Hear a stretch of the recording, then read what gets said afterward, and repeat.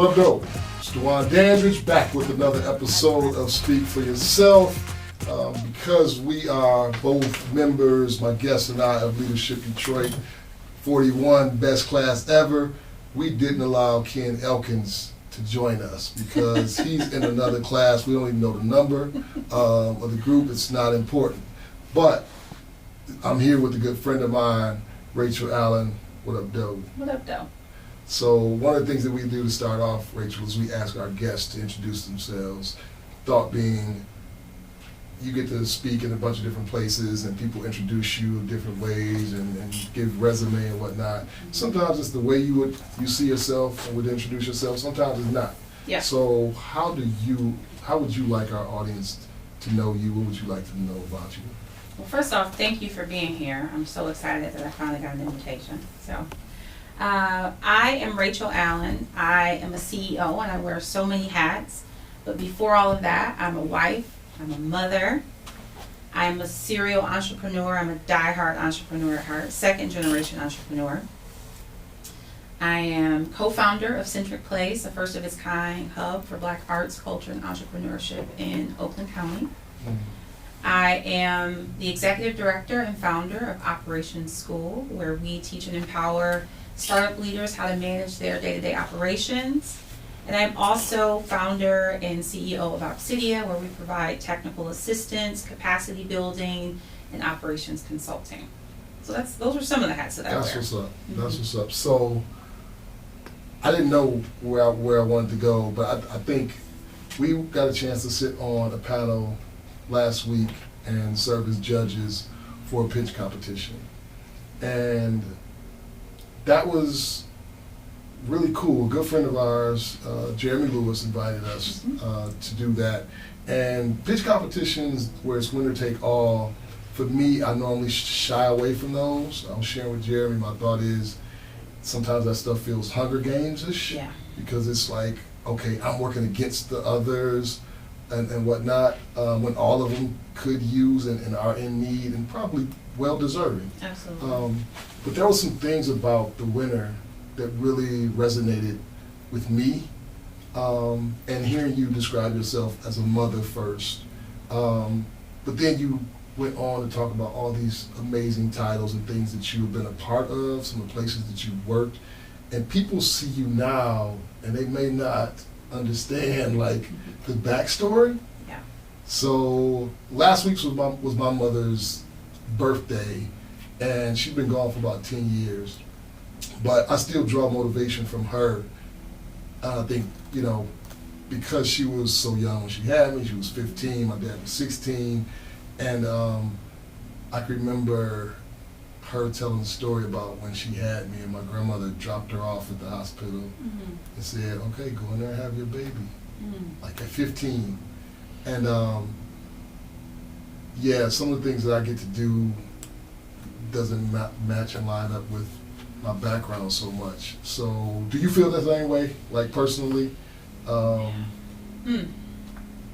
first off, I can't quite get past the idea of, I can't quite imagine having been dropped off at the hospital, right? To be told to go have my baby, particularly because that delivering my son at 17 was the hardest delivery I had ever had, right? And I've had 4 children, and I could not imagine having done that without my mom there. Yeah. But to your question, I think that people see who I am today at 40 and have no idea who I've had to be at 13, 17, 21, 25, 27. Like each of those years were so pivotal for me for different reasons.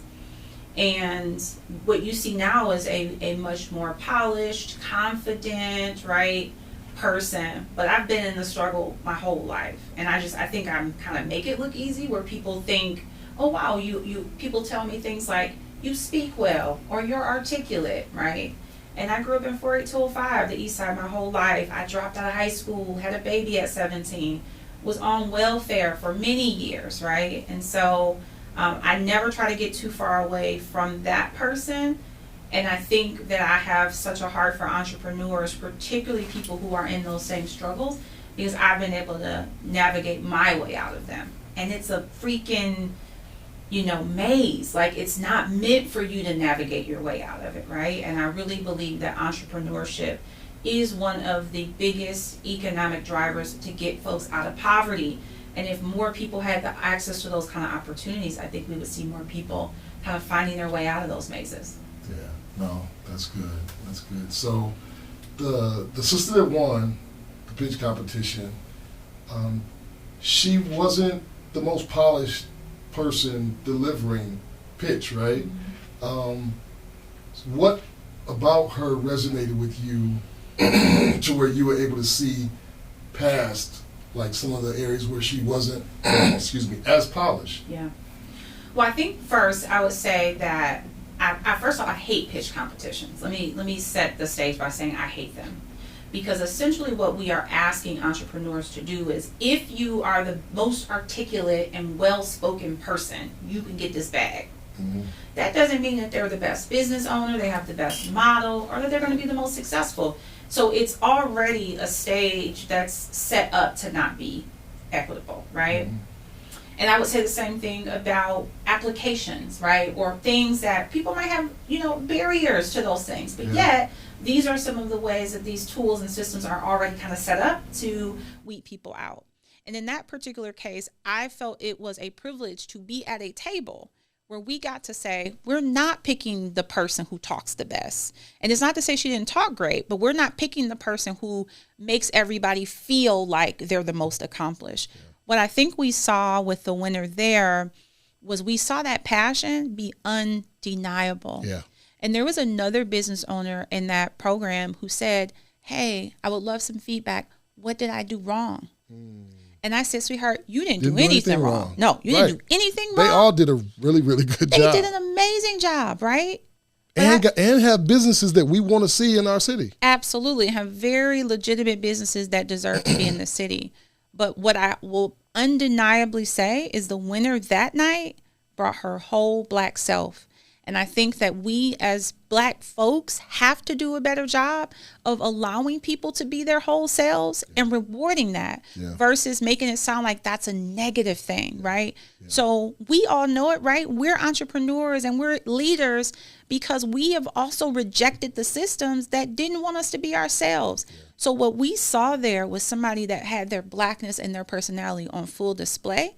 And to have won the top prize in the small business ecosystem, I thought it was well deserved, right? Yeah. But most importantly, what I saw was somebody who got to be themselves, and I hope that there are other people who are inspired by what they saw. Oh yeah, for sure, right? It's like so the day of the competition was actually my mother's birthday, and she reminded me so much of my mother. And I think that if somebody dropped her off somewhere and said, "Go and have your baby," she would be able to go and have that baby. Yeah, because she had it, right? Like the hustle, the drive, but also what I appreciated was that she was really confident in the areas that she knew she was killing it. Yeah. But then she was able to identify and pinpoint and name the areas where she needed growth. And she was just as excited about having access to some folks that could help her in those areas as well. So, yeah. Shout out to Bouncing Around the Motor City. It's Detroit, right? Bouncing Around the Motor City. Oh, Motor City? Yes, okay. BATMC. Shout out to Catherine Coleman. Yeah, shout out Catherine Coleman. And Mario. And Super Mario. Better shout out Mario. Right, but I think sounds like that brother's being put to work. That brother is putting in work, but I think what we also had his saw knee there. pads on. Yeah, he did. Came straight from work, right? That was a showing of the small business actually impacts the entire family. Yeah. Right? So you've got her kids there, her husband there, fresh off of work. That is no different in my family where my kids work in my business. Like we just had a really dope event, the Rebirth series at Centric Place last week. And two of our daughters were servers during the event, right? So they're wearing white shirts, black pants, they're bussing tables, they're taking orders. And everybody was so surprised. They're like, oh my God, your girls are so amazing. Hey, they don't have no choice. We don't have a choice, right? We are showing them at 15 and 17 years old, one, we're working 12 hours a day nonstop. Hey, you got to get in on this too, because you're directly benefiting. But we also realized we were teaching them something that our words would never have taught them, right? It's a certain level of service and humility. Your people might own this whole thing, but you still in here working, right? You're still taking direction from people. And so I say that because I know so many business owners whose partners, whose kids, whose whatever are just as integral in that business, right? And so seeing that on display, I think was a real snapshot of what the business experience is like. It's a family effort. And I do empathize for people who don't have that family support, because it's not for the faint of heart. Yeah. So touch a little bit more about that. So what is it like for you being able to work alongside of Gerard, your husband? And what's the thing that you love about that the most? Yeah, so I will say we get asked this question a lot, and it did not start out very easy, right? So back in 2017, we took a class together at the BLD Institute, and we were getting ready to start a photo booth company. So we thought it would be fun, right? I always say some people like to have hobbies. We like to start businesses. So we're taking this class, and we had this big idea about what we were going to do with this business. And it was in that class that I actually got the idea for Operation School, right? So I'm in a class with people who have never started a business before, and I'm realizing that there's all this support for people to help you start, but there's no place for you to go once you need to learn how to operate your business. So I come home that night, and I'm so excited. I'm telling him about this big idea. And he's like, yeah, no, we just started this photo booth company. Like, we have spent money here. So I use that photo booth business as a test case, right, for this idea with Operation School. Everything that I wanted to do in that business, I laid out. And part of that was figuring out where I was really good and where he was really good. When we figured out how to get out of each other's way, we worked effortlessly together. So that experience actually grounded us for starting Centric Place. We knew exactly which lanes both of us needed to be in. So my husband is in the arts and cultural space. I'm in entrepreneurship. And sometimes they overlap, but very rarely do they do. So what I love about working with him is, one, I love that I have a partner in the work who gets me and has my back. And by that, I mean everything from, if I'm not opening, he's opening. If I'm not closing, he's closing. Most nights we're doing that together. We take our date nights at our building. We are so deeply invested into this work, but we've also been able to manage how to leverage our relationship as a separate entity from our business. So it'll be times we'll be up and, talking about business at 12 o'clock at night, and we both will be like, hey, pause that, stop that, right? So I love the fact that I have a supportive partner with me in the trenches, right? On my toughest days, he's there. On my best days, he's there. But also, I get to see us both living out our dreams in different ways, right? So for me, last week, it was seeing Gerard on the stage that he built in his business, reciting his poems about me. And I don't know if it gets any better than that, right? Wow. Yeah. And so I thought it was about to be about him, and then it ended up being about you. About me, right? But Which is how it should be, right? It was really dope. And a lot of people have talked about that what they see with us as a partnership in this space is, our love on display, right? We are always partnering on something, but I just love that we're in this journey together because it's hard, right? It's times we both will be like, you ready to get a job yet? And be like, not yet. Because it's hard, right? It's hard. That's the real part, right? That's the real part. It's like people see y'all and it looks like happily ever after. You know what I mean? Right now. Right. And I think that's the part that we don't understand. Yeah. Is that, it's hard. It's a God. lot of work. Yeah. And that's a question that's asked. Should I be getting a job? Should I be looking for a job? Right. Should somebody be getting a job? I mean, on some real stuff, I think it's so important to share this because you're right. We look like we're killing it, and we are. That part is true. But we also have the same challenges as anybody else, which is, how do we make sure that we are, we're betting it all, but not jeopardizing our family, right? We are taking risks, but in a way that continues to give us some peace of mind.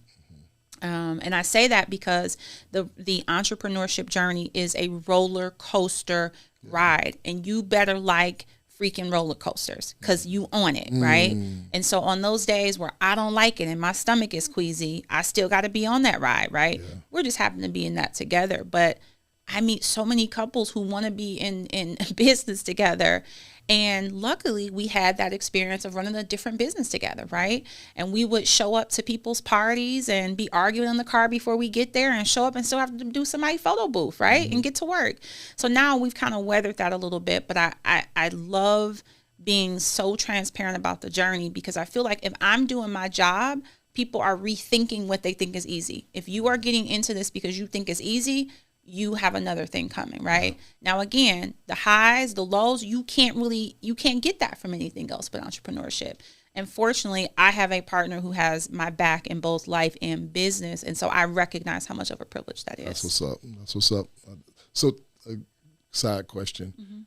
On those days when y'all would be arguing in the car on the way there, when y'all got out the car, was you like real nice and super nice to everybody else? Yes. Oh, that drives us crazy when y'all do that. Oh, yeah. That drives us crazy when y'all do that. Yeah. We go on our way somewhere and sit there getting silent treatment at best, or going back and forth, and then get there and y'all just be like, hey, hugging folks and what's up and all that. Like, man, how you like that's cool real. with everybody but me? Everybody but him. And I mean, those were some tough days, right? We would get off our full-time jobs, go work a 3-4 hour event, pack up our equipment in the snow, in the rain, right? And you being mean. And me being mean. And I'm going to tell you, that was not easy work to do. And also, I'm a textbook introvert. I hated being at the events. So there came a point where I said, actually, I'm doing you a disservice by being at these events. I would much rather do everything behind the scenes, make sure it's all set up when you get there, and I'll see you when you get home, because it just would take a lot out of me. But having that experience before, we did that for about 3 years, and then we retired in the pandemic. It gave us a chance to really reevaluate how we wanted to spend our time, what we wanted to do, and the next business that we wanted to do together. And I think the businesses that we're doing, in particular, Centric Place, is absolutely the thing that we had in our hearts 7 years ago when we, first started dating. And now we get to do that every day. Dope. Yeah, it scares me when I hear, I guess, some of the people, maybe we'll go into one of our segments. Okay. So when I see entrepreneurs kind of clown or shame folks that work traditional jobs, it's like that's the one thing that it feels like they're not being all the way honest about. Is how difficult it is. And they're like, hey, if you're going to work, make money for somebody else, you should be doing it for yourself. And all of that stuff sounds good. Yeah. But they've had struggles. Come on. And in most cases, like, they've probably learned some of the things on other jobs that benefit them in the business that they're running. I know that's the case for me. I've done everything from worked on an assembly line at Ford, was a union rep at Ford. I've done stock at ABC Warehouse. I cleaned the meat room at a nasty grocery store, you know what I mean, as a teenager, and delivered those, like, sales papers to people's porches. And, like, all of that stuff, I learned so much from all of those interactions. I mean, every one of those jobs, and they benefit us in what we do at Black Leaders Detroit. So I just wish that it wouldn't be, like, set tripping and shaming between entrepreneurs and folks that work jobs. I mean, we need all of that. We need all of that in the ecosystem. And I'm going to tell you, I've lived about 8 years. When I first started my career as an entrepreneur, I spent 8 years exclusively working as an entrepreneur. And it was hard then. I got back into kind of corporate and had always the desire to go back into it full time. And there would be people who would shame me. You doing all that? You could go do it for yourself. And I remember as early as, 2019 saying, I'm not ready. I got a mortgage. I'm helping provide for I can't do it. I would love to. Sorry that my situation is different than yours, right? So I've been in that place not that long ago where I felt like I didn't have enough money saved or I wasn't in the right position. But I do think that I got something from every single work experience that I had that taught me something about running a business. And even that could be something like having empathy for the people who lead companies. You work for people and you think they're mean, they're this, they're that.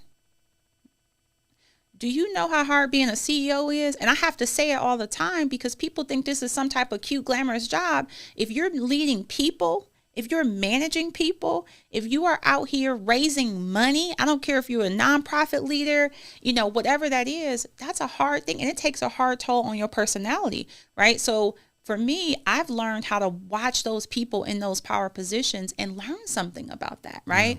Yeah. Ask yourself, would you have that same level of humility or whatever that looks like? But I agree that we need people in the ecosystem launching when they are ready. Yeah. Because what happens is if you are taking pressure from other people to jump and quit your job because you have an idea, like you're actually doing it the wrong way, right? I get really nervous when I see people at ideation quitting jobs. Oh, yes. Yes. Right? Yes. Like I quit a very good paying job once I had multiple 6-figure contracts inked. And even then I wasn't ready. Under contract. And even then I was scared because I was like, I don't know if this is going to work. Yeah. But I took the leap and said, this is enough for me to bet on myself because other people have placed a bet on me, right? Not just when I had the idea. And again, I had this idea back in 2017, back in 2019, and it's just now 2023 and it's taking off. So had I not been a consultant during the day or working a job during the day, I'd been broke, homeless, foreclosed on, right? Because I'm still trying to get an idea off the ground. Yep. So I really try to use Operation School as a platform to teach people, I'll tell you when you're ready to quit your job. You want to know? In fact, I don't advertise this, but women have found their way to me because they want to know, how do I leave my corporate job and get into entrepreneurship? So I coach Black women on this very thing. I carve out a little bit of time on my calendar just so I can walk people through that process, right? And if you still playing these kind of games with yourself, you are not ready to quit your job, because I do not want to see people inflicting that kind of harm on themselves or their families. That's huge. That is really huge. All right. You want to step into one of the segments? Let's do it. Oh, you said code switching. Code switching. What you would like to do, right? So I'll go back to, I think that this may have been kind of like one of the things that inspired it. Remember when we were going through Leadership Detroit, and I think I may have said something in one of our sessions like we need to bring our whole self into some of these spaces and be like who we really are. And for me personally, it's frustrating because when I be talking to white folk, they be acting like this the first time they heard somebody say this stuff. And I know what we talk about and how we talk when it's just us. Yeah. Right? But I think the response from some of our classmates was, you work at a nonprofit, I work in corporate America, you don't know what it's like. Yep. I can't be all of me in those spaces, right? And so anyway, code switching. What does that look like? What does that mean? And an example of what it looks like when it's not done, when it's done, I guess, to the extreme or to our detriment, right? So I think for me, code switching has always played a really big role because I felt like I have had to code switch. I felt the pressure of feeling like I needed to fit into a mold. And this is many organizations that I've worked at, right? Many times I've been one of the only Black or whatever. And the more that I got in tune with who I really was, the more that I realized that was the opposite of what these environments were. And I'm going to tell you, I do remember when you were saying that in Leadership Detroit. And I appreciated it because I don't think enough people talk about it enough. And then when one person does say something, it feels foreign. When the truth is, you all know we're in here pretending to be people to get our paychecks, do good, and go home. And that's everything from how we dress to the way we wear our hair. I even realized one day how high-pitched my voice got in certain meetings with certain people. And I was like, what is that about? And so one day I came to work where I had decided I wanted to cut my locks out. I wanted to comb my locks out. And it took me 11 days to unravel 11 years worth of locks. So probably on day number 6 or so, I have like a Bantu turban wrapped around my hair. And I come to meetings. And you should have seen the looks on these people's face. Like, whoa, what is going on with her hair? And after more than a few conversations about my hair, in multiple weeks. So again, it's locked one week, it's a turban the next week, it's curly the next week. I had to actually say, hey, so I'm really confused why what my hair looks like is such a topic of conversation, particularly for white men. And what it did is it gave other black women, they were like, you can do that? Well, of course, you know, I'm the boss on these calls, so I can do whatever the freak I want to do. But what I realized was there were other black women who were coming to those meetings who did not think that they could come to a meeting with their natural hair out. And I was like, what kind of place is this that people who work here don't think they can do that? Right. So for me, I've made it my job to be more of myself. And as I continue to grow and evolve into that real person, right? I personally will tell you, this is the first time that the world has really seen who I really am. They think they knew me in this iteration or that iteration or that iteration. But it's the first time I've 100% been comfortable in my own skin in a way where I don't give a crap who it is, right? I'm coming as my whole self, and I'm no longer. So much joy hearing you say that. I'm telling you, like, it took me 40 years to be like, I'm actually tired of code switching. I'm tired of pretending to be this person to make other people feel better about themselves. Right. And what I hope it does is inspires more people to be their whole selves too. Yeah. Thank you. Thank you for sharing that. I hope that resonates with somebody and encourages them to push into being them. Like my take on the discomfort that white people feel when we are our whole selves is, look, if I'm made or asked to be uncomfortable, we all can be uncomfortable. So if me being Dwan makes you uncomfortable, like, live with it. Like, nobody's going to die from being a little bit uncomfortable. You know what I mean? We'll be okay.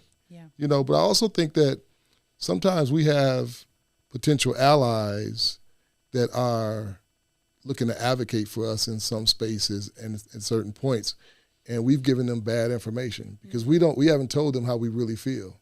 Because again, the conversations that we have when it's just us looks different than the conversations that we have. We don't feel like they can handle it or whatever the case may be. But I think that, like, if we were able to say and willing to say the same thing that we say when it's just us, when they're around, I think that we'd see ourselves making a lot more progress. And you'll be able to see who's really down with us and who's not. That's right. And I'm going to agree that I think the conversations aren't always being had because I will be honest with you, most white people can't handle that. They don't want to believe that the same way they talk about us in rooms are the way we're talking about them. And so I think they understand that the reason why we're creating more things for ourselves is so that we don't have to get permission from them anymore. We don't have to subject ourselves to those things. And so I think in my own way, Centric Place is my version of a resistance, right? I can go create some dope black shit in a white city and it be the thing that these people want. Right? Desperately, yes. Desperately. Everybody wants. Everybody wants. And it's an act of resistance because I will tell you, is it surprising that two black folks can create a space that is unapologetically for black folks? Why does that make other white people uncomfortable? To the point where we've seen, and I try not to read it because I don't need that kind of energy, but you should read some of the comments on these articles or on the posts that we're doing. And people are mad. That's the way those algorithms work. They used to frustrate me and Jared a little bit. We post something, and the folks that we want to see it seem like but those folks that make those crazy comments, they get your stuff because the algorithm is set up they out there. To get it. But you know what? You actually said this in the conversation we had one day in Rosa, where basically, if people are not big mad about what we're doing, then we're not doing enough. No, that's it. Right? If they're so comfortable that they don't see this as a symbol of why are we the first? Why are we the first of its kind in 2023? Because it tells you that black spaces don't exist. Right? Yeah. Let them be big mad about it because they are. Yeah. They are big mad. Oh, for sure. For sure. Yeah, like we had I had people sit across from me in 2019 when we launched Black Leaders Detroit and say, hey, well, we can't get behind this. We can't support this because, like, we're inclusive. So, like, if your only focus is on the black leaders in the city, then we can't get behind it. And then 2020 hit. Yep. And George Floyd. And the powerful voices of the young folks out there protesting in the middle of a pandemic. Yep. Them same folk came back and was like, hey, how can we be down? Yep. It's like, Yep. you got the vapors.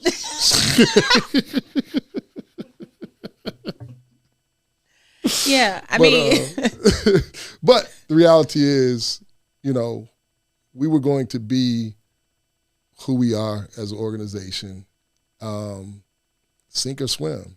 yeah. You know what I mean? It's like sink or swim.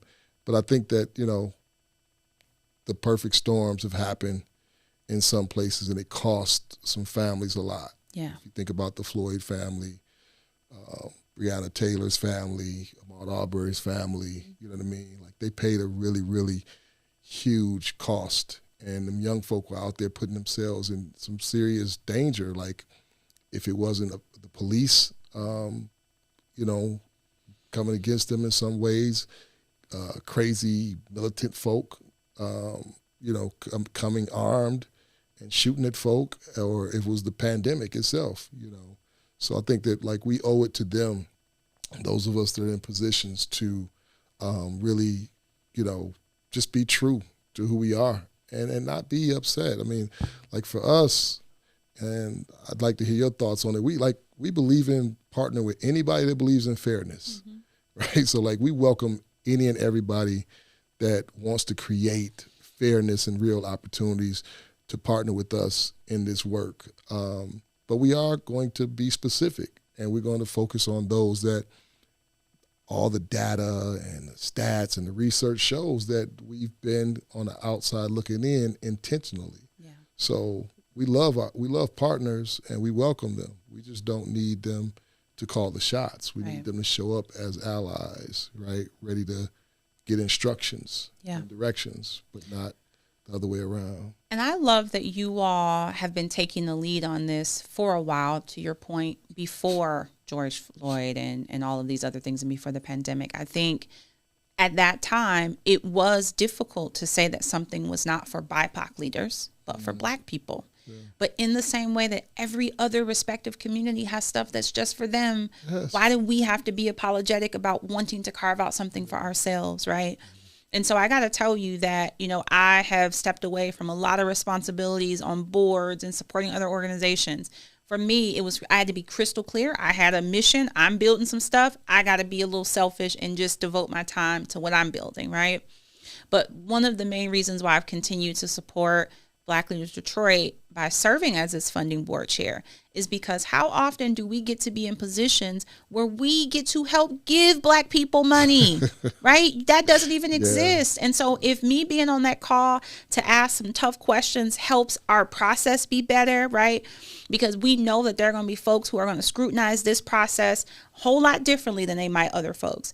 But I feel good knowing that our job is not to find barriers and reasons not to support them, but to find creative ways to help them get the resources that we're asking for. That is priceless. And I think that the work that you all continue to do is setting an example for a lot of people and a lot of organizations. And I'm proud to be a part of that work. Yeah, well, we're glad to have you, right? I mean, it is, I think I have the best job in the city, right? It's like I get to roll up on Black folks and pass out checks, right? That's a pretty good job. It's a pretty good job. I wish I'd have thought to say that when they was asking, what did I want to be when I grew up? You know what I'm saying? Yeah. But to be able to do it in community with you and the other folks that are part of the team, either on staff or donate $1 a week to us as a member, serve on the funding board or other board, like, that's really special to me. And, you know, it doesn't hurt to have dope folk like you on the board. So when I'm sitting in front of folks that don't know me and I just pull up, scroll through, and they see y'all faces, they're like, oh, Racheal Allen's a part of that? You know what I mean? Or April Anderson, you know what I mean? Or, you know, Danielle North. It's like, yeah, you know what I mean? So I appreciate you faithfully serving there, as well as everybody else that's there. It means a lot to me personally because I know the sacrifice of all the things that you're talking about doing, and then trying to figure out how to be a part of other interesting things, and not to say that the other things that you had to back away from weren't worthy causes, but I'm glad that this really resonates with you, and that you have been helping lead the funding board in getting, what did we get, $329,000 out to Black entrepreneurs in the city last quarter. A lot of money, right? And I just think about, being able to use the things that we're learning on that side of the table, putting them into the classroom, right? So I have a captive audience of hundreds of entrepreneurs that will come through our programs and will listen when we say, do these things, because these are the things that will help you be more successful in getting the resources that you need. Like when you say you have the best job in the world, I honestly feel like I have an amazing job, which is if I get to help create more Black entrepreneurs who have successful businesses, right? That's the kind of stuff you can put in my obituary when I die. Right? You know what I'm saying? And so that is me feeling like I'm doing something that matters. It's hard, and I have to say that every day so nobody gets confused. It's very hard, but it's the most rewarding and meaningful thing that you can do, because you know that the little bit that you're moving that needle is actually making a difference. We're not just pushing paper, right? We're actually helping people do something valuable in their communities. And again, I think that just creating the space for us to be able to do that, is just remarkable. That's good. That's dope. Well, I'm not going to hold you forever. I know we could talk for longer, but is there anything really, really exciting that you're working on right now that you want people to know about? Now's the time to share it. Absolutely. So one, I want to encourage people to go to Centric Place, which is CENTRIC place.com. We are a first of its kind hub for Black arts, culture, entrepreneurship.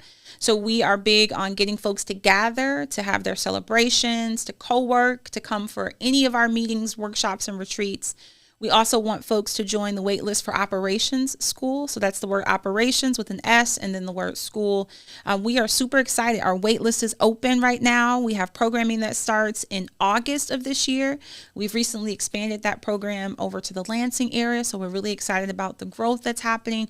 But most importantly, we are looking for partners. And so the more partners that we can get in this work, the more entrepreneurs that we can serve. And so I get really excited by just welcoming people to Centric Place, sharing with them the work that we're doing, particularly to support disadvantaged entrepreneurs. But we really are working to make Centric Place a great hub for all things Black businesses, arts, and culture as well. Dope. So y'all better check them out. I've gotten reports. I told you this.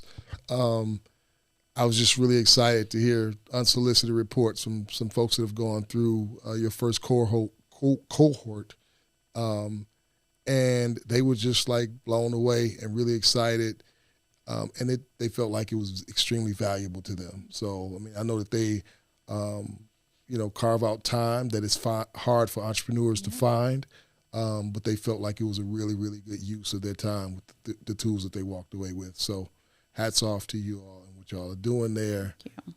Thanks for joining us on the podcast. Thank you for having me. We out.